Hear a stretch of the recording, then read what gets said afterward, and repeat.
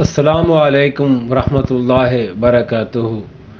مولانا صاحب، ایک خاتون نے یہ سوال پوچھا ہے کہ اگر چھوٹا بچہ بستر پر پیشاب کر دے اور اس بستر کو واشنگ مشین میں دھونے کے بعد 3 بار بہتے پانی میں کھنگالے اور 1 بار ڈرائر مشین میں خشک کر لیں تو کیا اس طرح وہ بستر پاک ہو جائے گا؟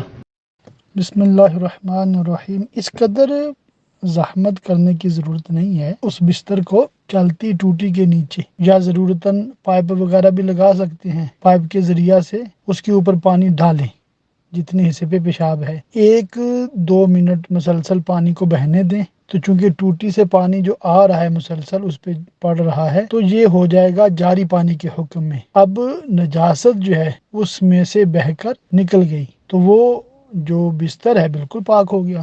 اب اس کو مزید واشنگ مشین میں دھو لیں یا کسی اور طریقے سے دھو لیں، وہ آپ کی محنت ہے، جتنا زیادہ اس کو صاف ستھرا کرنا ہے، مگر پاک ہو گیا۔